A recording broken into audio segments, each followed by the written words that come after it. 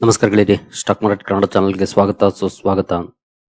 ಗೆಳೆಯರಿ, ವಿಡಿಯೋದಲ್ಲಿ ಒಂದು important sector ಅಲ್ಲಿ ಇವತ್ತು ಒಳ್ಳೆ ರ್ಯಾಲಿ ನೋಡ್ಲಿಕ್ಕೆ ಸಿಕ್ತು. ಅದರ ಹಿಂದಿನ ಕಾರಣ ಏನು ಅಂತ ತಿಳ್ಕೊಳ್ಳೋಣ. ಜೊತೆಗೆ ಮಾರ್ಕೆಟ್ ಗೆ ಸಂಬಂಧಪಟ್ಟಂತೆ ಇನ್ನು ಹಲವಾರು ಸುದ್ದಿಗಳು ಬಂದಿದ್ದಾವೆ, ಎಸ್ಪೆಷಲಿ ಯುದ್ಧಕ್ಕೆ ಸಂಬಂಧಪಟ್ಟಂತೆ ಕೂಡ, ಹಾಗೆ ಕೆಲವು ಇಂಡಿವಿಜುವಲ್ ಸ್ಟಾಕ್ ಗಳಿಗೆ ಸಂಬಂಧಪಟ್ಟಂತ ಅಪ್ಡೇಟ್ ಗಳು ಕೂಡ ಇದಾವೆ. ಅವುಗಳೆಲ್ಲವನ್ನ ತಿಳ್ಕೊಳ್ಳುವಂತ ಪ್ರಯತ್ನವನ್ನ ಮಾಡೋಣ. ಗೆಳೆಯರಿ, ಮೊದಲಿಗೆ ಡಿಸ್ಕ್ಲೇಮರ್ ಕೊಡ್ಲಿಕ್ಕೆ ಇಷ್ಟಪಡ್ತೀನಿ. ಇಲ್ಲಿ ಕವರ್ ಮಾಡ್ತಿರೋಂತ ಯಾವುದೇ ಸ್ಟಾಕ್ ಅನ್ನು ಕೂಡ ರೆಕಮೆಂಡ್ ಮಾಡ್ತಿಲ್ಲ. ನೀವು ಫರ್ದರ್ ಸ್ಟಡಿ ಎಡಿಷನ್ ತಗೊಳ್ಬಹುದು. ಆಸ್ ಎ ಎಜುಕೇಶನಲ್ ಪರ್ಪಸ್ ನನ್ನ ವಿಡಿಯೋ ಮುಂದೆ ತರ್ತಾ ಇದ್ದೀನಿ.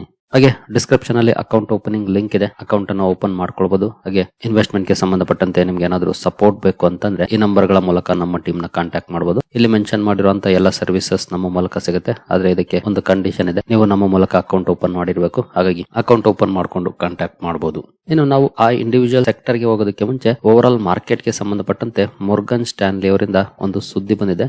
ಆ ಸುದ್ದಿಯನ್ನು ನೋಡ್ಕೊಂಡು ಮುಂದುವರಿಯೋಣ. ನೋಡಬಹುದು, Sensex will touch 1,07,000 by December, cheapest in gold terms, Morgan Stanley. ನಿಮಗೆ ಗೊತ್ತಿದೆ ಈಗ ನಮ್ಮ ಮಾರ್ಕೆಟ್ ಅಲ್ಲಿ ಯಾವ ರೀತಿ ಕಂಡೀಷನ್ ಇದೆ ಅಂತ. ಸೆನ್ಸೆಕ್ಸ್ ಈಗ ನೋಡಬಹುದು 79,116 ಇದೆ. ಅಂದ್ರೆ 80,000 ಅಂತಾನೆ ಇಟ್ಕೊಂಡ್ರು ಕೂಡ ಆಲ್ಮೋಸ್ಟ್ 27,000 ಪಾಯಿಂಟ್ಸ್ ನೆಕ್ಸ್ಟ್ ಡಿಸೆಂಬರ್ ಅಷ್ಟರಲ್ಲಿ ಎಷ್ಟು ಸಾಧ್ಯನಾ ಗೊತ್ತಿಲ್ಲ, ಇವರು ಹೇಳ್ತಿದ್ದಾರೆ ಡೆಸ್ಪೈಟ್ ಅನ್ಸರ್ಟನಿಟೀಸ್. ಯಾಕೆ ಅಂತಂದ್ರೆ ನೋಡಬಹುದು, Sensex is the cheapest ever in gold terms even as it expects the benchmark index to climb to 1,07,000 by December 2026 in a bull case scenario, arguing that market stress is at odds with improving macro fundamentals and policy tailwinds. So macro fundamentals improve ಆಗ್ತಾ ಇದೆ, policy tailwinds ಚೆನ್ನಾಗಿದೆ, ಹಾಗೆ gold terms ಅಲ್ಲಿ cheapest ಆಗಿದೆ. ಈ ಎಲ್ಲ ವಿಷಯಗಳನ್ನ ಮುಂದಿಟ್ಕೊಂಡು bull case ಅಲ್ಲಿ 1,07,000 ಹೋಗಬಹುದು ಅಂತ ಹೇಳ್ತಿದ್ದಾರೆ ಮೊರ್ಗನ್ ಸ್ಟ್ಯಾನ್ಲಿಯ ರಿದಮ್ ದೇಸಾಯಿ ಅವರು. ಇನ್ನು ಸಾಕಷ್ಟು ವಿಷಯವನ್ನು ಈ ಆರ್ಟಿಕಲ್ ಅಲ್ಲಿ ಅವರು ಹೇಳಿದ್ದಾರೆ. ಒಂದ್ಸಲ ಬೇಕಿದ್ರೆ ಎಕನಾಮಿಕ್ ಟೈಮ್ಸ್ ಅಲ್ಲಿ ಸಿಗುತ್ತೆ, ಓದ್ಕೊಳ್ಬಹುದು. ಇನ್ನು ಬೇಸ್ ಕೇಸ್ ಸಿನಾರಿಯೋದಲ್ಲಿ 95,000 ಎಕ್ಸ್ಪೆಕ್ಟ್ ಮಾಡ್ತಿದ್ದಾರೆ. 95,000 ಕೂಡ ಒಳ್ಳೆ ನಂಬರ್, ಆಲ್ಮೋಸ್ಟ್ 16,000 ಪಾಯಿಂಟ್ಸ್ ಇಲ್ಲಿಂದ. ಹಾಗೆ ಇವರ ಬುಲ್ ಕೇಸ್ ಬೇಸ್ ಕೇಸ್ ಏನಿದೆ ಅದು ಕೆಲವೊಂದು ಕಂಡೀಷನ್ಸ್ ಅನ್ನ ಹೊಂದಿದೆ. ಅವರ bull case with 30% probability builds in a scenario where oil stays below $60 a barrel. $60 ಒಳಗಡೆ ಇದ್ರೆ ಆಯಿಲ್, ಈ ಬುಲ್ ಕೇಸ್ ಸಿನಾರಿಯೋ 1,07,000 ಟಾರ್ಗೆಟ್. ಹಾಗಂತ ಶಾರ್ಟ್ ಟರ್ಮ್ ಅಲ್ಲಿ ಬರ್ತಿರುವಂತ ವಾಲಟಿಲಿಟಿ ಅಲ್ಲ. ಫಾರ್ ಎಕ್ಸಾಂಪಲ್ ಈಗ 85 ಹತ್ರ ಇದೆ, ಅದಂತ ಅಲ್ಲ. ಇನ್ ಕೇಸ್ ಮತ್ತೆ ವಾಪಸ್ ಬಂದು 60 ಒಳಗಡೆ ಕನ್ಸಾಲಿಡೇಟ್ ಆದ್ರೆ ಈ ಟಾರ್ಗೆಟ್ ಅನ್ನ ಇವರು ಕೊಡ್ತಿದ್ದಾರೆ, ನೋಡಬಹುದು. ಖಂಡಿತ ಎಲ್ಲ ಸಾಧ್ಯತೆಗಳಿದೆ, ಅದರಲ್ಲೇನ್ ಡೌಟ್ ಇಲ್ಲ. ಯಾಕೆ ಅಂತಂದ್ರೆ ಈ ಕಾನ್ಫ್ಲಿಕ್ಟ್ ಎಷ್ಟು ದಿನದಲ್ಲಿ ಮುಗಿಯುತ್ತೆ ಅನ್ನೋದ್ರ ಮೇಲೆ ಡಿಪೆಂಡ್. ಇನ್ ಕೇಸ್ ಬೇಗ ಮುಗಿದ್ರೆ ಇಮಿಡಿಯೇಟ್ಲಿ ಕ್ರೂಡ್ ಪ್ರೈಸ್ ಕೆಳಗಡೆ ಬಂದೇ ಬರುತ್ತೆ, ಆಗ ಅಂತ ಸಮಸ್ಯೆಗಳಾಗೋದಿಲ್ಲ. ಬಟ್ ಜಾಸ್ತಿ ದಿನ ಡ್ರ್ಯಾಗ್ ಮಾಡಿದ್ರೆ ಅದು ಸಮಸ್ಯೆಗಳನ್ನ ಉಂಟು ಮಾಡುತ್ತೆ. ಇನ್ ಕೇಸ್ 95,000 ಅಚೀವ್ ಮಾಡಿದ್ರು ಬೆಟರ್ ಪರ್ಫಾರ್ಮೆನ್ಸ್, ನೋಡೋಣ ಸಾಧ್ಯ ಆಗುತ್ತಾ ಇಂಡಿಯನ್ ಮಾರ್ಕೆಟ್ಗೆ ಅಂತ. ನೆಕ್ಸ್ಟ್, ಇವತ್ತು ಶುಗರ್ ಸೆಕ್ಟರ್ ನ ಷೇರುಗಳಲ್ಲಿ ಒಳ್ಳೆ ರ್ಯಾಲಿ ನೋಡ್ಲಿಕ್ಕೆ ಸಿಕ್ಕಿದೆ. ನೋಡಬಹುದು, Balrampur Chini other sugar stocks rally up to 18% as oil prices soar. Here is why. Up to 18% ವರೆಗೂ ಕೂಡ ರ್ಯಾಲಿ ನೋಡ್ಲಿಕ್ಕೆ ಸಿಕ್ಕಿದೆ ಶುಗರ್ ಸ್ಟಾಕ್ ಗಳಲ್ಲಿ. ಯಾಕೆ ಈ ರೀತಿ ರ್ಯಾಲಿ ನೋಡ್ಲಿಕ್ಕೆ ಸಿಕ್ಕಿದೆ? ನಮ್ಗೆ ಈಗಾಗಲೇ ಗೊತ್ತಿದೆ, ಆಯಿಲ್ ಪ್ರೈಸಸ್ ಅಲ್ಲಿ ಒಳ್ಳೆ ರ್ಯಾಲಿ ನೋಡ್ಲಿಕ್ಕೆ ಸಿಕ್ಕಿದೆ. ಆಯಿಲ್ ಪ್ರೈಸಸ್ ರ್ಯಾಲಿ ಬಂದ ಮೇಲೆ ಅಥವಾ ಬರ್ತಿರುವಂತ ಈ ಸಂದರ್ಭದಲ್ಲಿ ಈ ಶುಗರ್ ಸ್ಟಾಕ್ ಗಳಲ್ಲೂ ಕೂಡ ಒಳ್ಳೆ ರ್ಯಾಲಿ ನೋಡ್ಲಿಕ್ಕೆ ಸಿಗ್ತಾ ಇದೆ. ಇದಕ್ಕೆ ಪ್ರಮುಖ ಕಾರಣ ಅಂತಂದ್ರೆ ಎಥೆನಾಲ್. ನೀವು ಇಲ್ಲಿ ನೋಡಬಹುದು, a sustained increase in oil prices will likely further support the transition to ethanol, leading to tighter supply and rising prices for sugar, which will benefit the sugar companies. Oil price ಜಾಸ್ತಿ ಇದ್ರೆ ಸರ್ಕಾರ ethanol ಗೆ support ಮಾಡೋದನ್ನ ಇನ್ನೂ ಜಾಸ್ತಿ ಮಾಡುವಂತ chances ಇರುತ್ತೆ. ಈಗಾಗಲೇ ಅಪ್ ಟು 20% ವರೆಗೂ ಕೂಡ ಬ್ಲೆಂಡ್ ಮಾಡ್ತಿದ್ದಾರೆ. ಸೊ ಎಥೆನಾಲ್ ಕಡೆಗಿಂದ ಕೂಡ ಲಾಭ ಆಗುತ್ತೆ ಈ ಕಂಪನಿಗಳಿಗೆ ಇನ್ ಕೇಸ್ ಬ್ಲೆಂಡಿಂಗ್ ಅನ್ನ ಇನ್ನೂ ಜಾಸ್ತಿ ಮಾಡಿದ್ರೆ ಅಥವಾ ಸರ್ಕಾರದಿಂದ ಸಪೋರ್ಟ್ ಜಾಸ್ತಿ ಮಾಡಿದ್ರೆ. ಜೊತೆಗೆ ಎಥೆನಾಲ್ ಗೆ ಕಬ್ಬನ್ನ ಬಳಸೋದಕ್ಕೆ ಶುರು ಮಾಡಿದ್ರೆ ಶುಗರ್ ಪ್ರೈಸಸ್ ಕೂಡ ಜಾಸ್ತಿ ಆಗುವಂತ ಚಾನ್ಸಸ್ ಇರುತ್ತೆ, ಯಾಕಂದ್ರೆ ಸಪ್ಲೈ ಕೊರತೆ ಆಗುತ್ತೆ. ಎರಡೂ ಕಡೆಯಿಂದ ಕೂಡ ಈ ಶುಗರ್ ಕಂಪನಿಗಳಿಗೆ ಲಾಭ ಆಗುವಂತ ಚಾನ್ಸಸ್ ಇರುತ್ತೆ. ಇದು ಇವತ್ತು ಈ ಶುಗರ್ ರಿಲೇಟೆಡ್ ಶೇರ್ಗಳಲ್ಲಿ ತುಂಬಾ ಒಳ್ಳೆ ಪರ್ಫಾರ್ಮೆನ್ಸ್ ಗೆ ಕಾರಣ ಆಗಿದೆ. ಅದು ಉಗರ್ ಶುಗರ್ ಆಗ್ಬಹುದು, ರಾಜಶ್ರೀ ಶುಗರ್ಸ್ ಆಗ್ಬಹುದು, KM sugar mills, Bajaj Hindusthan sugar, Shakti sugar, Shree Renuka sugars, ಹಾಗೆ ಬಲರಾಂಪುರ್ ಚಿನಿ ಮಿಲ್ಸ್. ಈ ಎಲ್ಲ ಷೇರುಗಳಲ್ಲೂ ಕೂಡ ತುಂಬಾ ಒಳ್ಳೆ ಪರ್ಫಾರ್ಮೆನ್ಸ್ ನೋಡ್ಲಿಕ್ಕೆ ಸಿಕ್ಕಿದೆ. Over all market sentiment negative ಇದ್ರೂ ಕೂಡ ಎಸ್ಪೆಷಲಿ ಶುಗರ್ ಸೆಕ್ಟರ್ ಅಲ್ಲಿ ತುಂಬಾ ಒಳ್ಳೆ ರ್ಯಾಲಿ ನೋಡ್ಲಿಕ್ಕೆ ಸಿಕ್ಕಿದೆ. ಆದ್ರೆ ಇಲ್ಲಿ ದೊಡ್ಡ ರಿಸ್ಕ್ ಇದೆ, ಅದನ್ನ ನೀವು ಅರ್ಥ ಮಾಡ್ಕೊಳ್ಬೇಕು. ನಾನು ಈ ಹಿಂದಿನ ಕೂಡ ಹಲವು ಸಲ ಹೇಳಿದ್ದೀನಿ, ಶುಗರ್ ಸೆಕ್ಟರ್ ನ ಕವರ್ ಮಾಡಿದಂತ ಸಂದರ್ಭದಲ್ಲಿ ಇಲ್ಲಿ ಸ್ಟ್ರಾಂಗ್ ಪರ್ಫಾರ್ಮೆನ್ಸ್ ಕೊಡುವಂತ ಅಥವಾ ಕನ್ಸಿಸ್ಟೆಂಟ್ ಪರ್ಫಾರ್ಮೆನ್ಸ್ ಕೊಡುವಂತ ಕಂಪನಿಗಳಿಲ್ಲ. ಯಾಕೆಂದ್ರೆ ಈ ಸೆಕ್ಟರ್ ನ ಮೇಲೆ ಸರ್ಕಾರದ ಹಿಡಿತ ಇರುತ್ತೆ. ಶುಗರ್ ಪ್ರೈಸ್ ಜಾಸ್ತಿ ಆಯ್ತಾ ಇಮಿಡಿಯೇಟ್ಲಿ ಎಥೆನಾಲ್ ಬ್ಲೆಂಡಿಂಗ್ ಅನ್ನ ರೆಸ್ಟ್ರಿಕ್ಟ್ ಮಾಡ್ತಾರೆ. ಆಯಿಲ್ ಪ್ರೈಸ್ ಜಾಸ್ತಿ ಆಯ್ತಾ ಎಥೆನಾಲ್ ಬ್ಲೆಂಡಿಂಗ್ ಅನ್ನ ಪ್ರಿಫರ್ ಮಾಡ್ತಾರೆ. ಎರಡು ಕಡೆಗಿಂದ ಕೂಡ ರೆಸ್ಟ್ರಿಕ್ಷನ್ಸ್ ಬರ್ತಾ ಇರುತ್ತೆ. ಹಾಗಾಗಿ ಈ ಸೆಕ್ಟರ್ ಅಲ್ಲಿ ನಾವು ಕನ್ಸಿಸ್ಟೆಂಟ್ ಪರ್ಫಾರ್ಮೆನ್ಸ್ ಅನ್ನ ಎಕ್ಸ್ಪೆಕ್ಟ್ ಮಾಡಕ್ ಆಗೋದಿಲ್ಲ. ಏನೋ ಒಂದು ಮೊಮೆಂಟಮ್ ಸಿಕ್ಕಾಗ ಶಾರ್ಟ್ ಟರ್ಮ್ ಅಲ್ಲಿ ಸ್ವಲ್ಪ ಲಾಭ ಮಾಡ್ಕೊಳ್ಳಕ್ಕೆ ಪ್ರಯತ್ನ ಪಡಬಹುದು. ಬಿಟ್ರೆ ಲಾಂಗ್ ಟರ್ಮ್ ಅಲ್ಲಿ ಅಂತ ನೋಡುವಾಗ ಕೆಲವು ಕಂಪನಿಗಳಿದ್ದಾವೆ. ನಾನು ಈ ಹಿಂದೆ ಅಂತ ಕಂಪನಿಗಳನ್ನ ಕವರ್ ಮಾಡಿದೀನಿ ಒಂದ್ 2-3 ಸಲ. ಬಹುಶಃ ರೆಗ್ಯುಲರ್ ಆಗಿ ನೀವು ವಿಡಿಯೋ ನೋಡ್ತೀರಿ ಅಂದ್ರೆ ನಿಮ್ಗೆ ಗೊತ್ತಿರುತ್ತೆ ಆ 2-3 ಕಂಪನಿಗಳು ಯಾವುವು ಅಂತ. ಎಸ್ಪೆಷಲಿ ಆ 2 ನೇಮ್ಗಳು ಕೂಡ ಇಲ್ಲಿಲ್ಲ.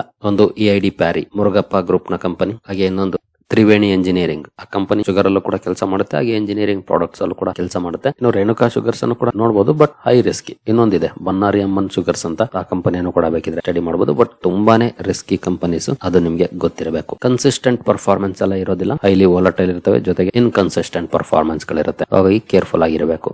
ಏನೋ Trump administration to meet defense giants amid concerns over US weapon stockpiles. So defence ಅಲ್ಲಿ ಕೆಲಸ ಮಾಡುವಂತ ಕಂಪನಿಗಳ ಜೊತೆ ಮೀಟಿಂಗ್ ಅನ್ನ ಮಾಡ್ಲಿಕ್ಕೆ ಹೊರಟಿದ್ದಾರೆ. ಯಾಕಂದ್ರೆ ಯುದ್ಧದಲ್ಲಿ ಬಳಸುವಂತ ಶಸ್ತ್ರಾಸ್ತ್ರಗಳೇನಿದಾವೆ ಅದರ ಕೊರತೆ ಆಗಬಾರದು ಅಂತ. ಹಾಗೆ ಎಷ್ಟು ಸ್ಟಾಕ್ ಇದೆ ಎಲ್ಲದರ ಬಗ್ಗೆ ಡಿಸ್ಕಸ್ ಮಾಡ್ಲಿಕ್ಕೆ ಟ್ರಂಪ್ ಮೀಟಿಂಗ್ ಅನ್ನ ಕರೆದಿದ್ದಾರೆ. ಅಂದ್ರೆ ಟ್ರಂಪ್ ಅಂದ್ಕೊಂಡಿದ್ರು ಬಹುಶಃ 3-4 ದಿನದಲ್ಲಿ ಈ ಕಾನ್ಫ್ಲಿಕ್ಟ್ ಅನ್ನ ಮುಗಿಸ್ಬಿಡ್ತೀನಿ ಅಂತ. ಬಟ್ ಅದು ಸದ್ಯದ ಮಟ್ಟಿಗೆ 3-4 ವಾರಕ್ಕೂ ಕೂಡ ಹೋಗ್ಬೋದು ಅಥವಾ ತಿಂಗಳು ಆಗ್ಬೋದು. ಅಂತಹ ಕಂಡೀಷನ್ ಕಂಡು ಬರ್ತಾ ಇದೆ. ಹಾಗಾಗಿ ಡಿಫೆನ್ಸ್ ಕಂಪನಿಗಳನ್ನ ಮೀಟ್ ಮಾಡ್ತಿದ್ದಾರೆ.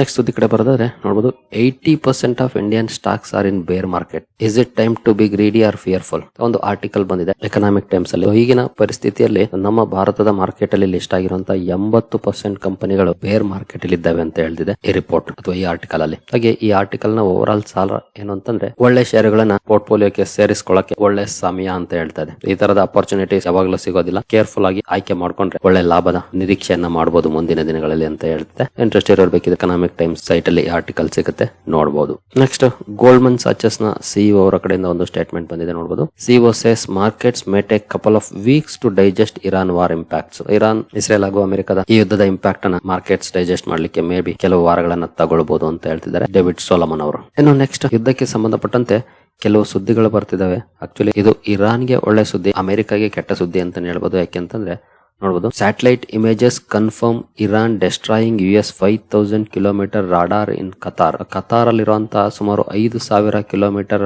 ರೇಂಜ್ ಅನ್ನು ಹೊಂದಿರುವಂತಹ ರಾಡಾರ್ ಸಿಸ್ಟಮ್ ಅನ್ನ ಮಿಸೈಲ್ ನ ಮೂಲಕ ಇರಾನ್ ಒಡೆದಾಕಿದೆ ಅಂತ ಸುದ್ದಿ ಬರ್ತಾ ಇದೆ. ಇದು ಆಕ್ಚುಲಿ ಇಮೇಜ್ ಗಳನ್ನು ಕೂಡ ರಿಲೀಸ್ ಮಾಡಿದ್ದಾರೆ. ನಮ್ಗೆ ಇಮೇಜ್ ಅನ್ನ ನೋಡಿದ್ರೆ ಅರ್ಥ ಆಗೋದಿಲ್ಲ, ಬಟ್ ಹಲವರು ಡಿಫೆನ್ಸ್ ಎಕ್ಸ್ಪರ್ಟ್ಸ್ ತಮ್ಮ ಒಪಿನಿಯನ್ಸ್ ಅನ್ನ ಇಲ್ಲಿ ಹಂಚಿಕೊಂಡಿದ್ದಾರೆ. ಆಕ್ಚುಲಿ ಇಲ್ಲೇನು ಆಗಿದೆ, according to satellite images confirm ಮಾಡ್ತಿದ್ದಾರೆ ಇರಾನ್ US ನ ಈ ರಾಡಾರ್ ಸಿಸ್ಟಮ್ ಅನ್ನು ಒಡೆದಾಕಿದೆ ಅಂತ.